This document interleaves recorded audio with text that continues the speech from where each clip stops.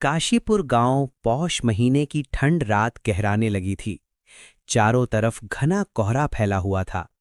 People के पुराने पेड़ के नीचे अलाव के पास दो दोस्त आरव और निर्मल बैठे थे। अलाव की आग चटक चटक कर जल रही थी और दूर कहीं कुत्तों के रोने की आवाज आ रही थी। यार निर्मल, इस साल की ठंड कुछ ज्यादा ही नहीं लग रही। ऐसा लग रहा है जैसे हवा भी हड्डियों के अंदर घुसकर कुछ फुसफुसा रही हो। हाँ, सही कह रहा है। मैं बचपन से यहाँ हूँ, लेकिन ऐसी ठंड मैंने भी कम ही देखी है। दिन में भी धूप में वो गर्माहट नहीं रही, और रात तो पूछ मत। अरे छोड़ ना, ठंड तो हर साल पड़ती है, लेकिन हर साल इसी टाइम कुछ न कुछ अजीब भी तो होता है। बस वही बात मत छेड़ो। क्यों डर लगता है? डर नहीं लगता, डर तो यहाँ रहता है। अचानक हवा तेज चलती है। अलाव की आग लहराने लगती है। याद है पिछले साल इसी ठंड में रामू काका का बेटा अचानक गायब हो गया था। सुबह उसकी लाश मिली थी तालाब के पास।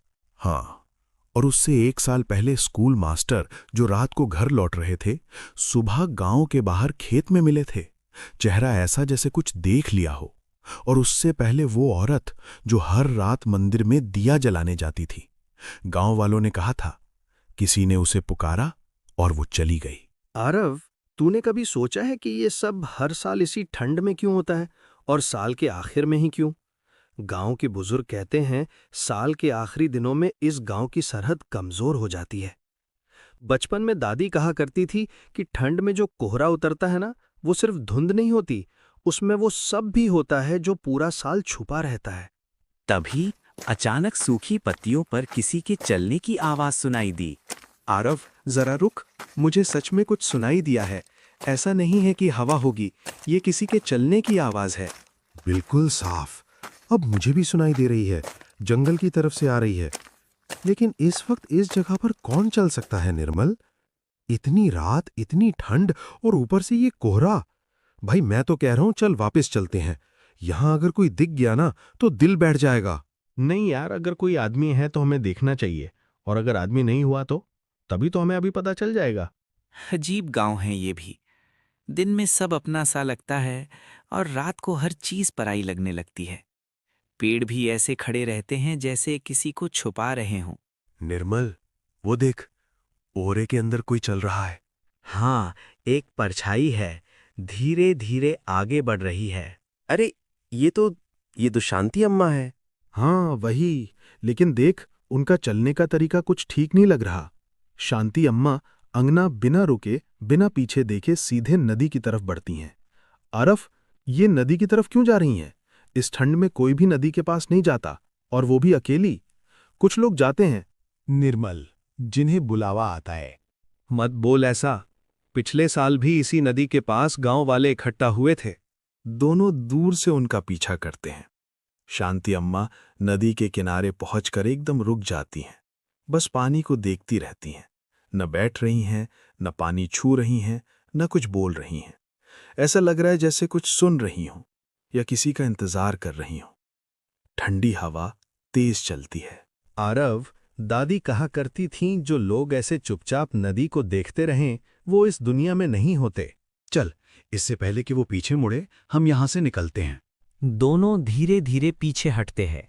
यार, अगर उसने हमें देख लिया होता तो आज हम भी नदी के पास खड़े होते। पीछे नदी की आवाज अब भी गूंज रही थी।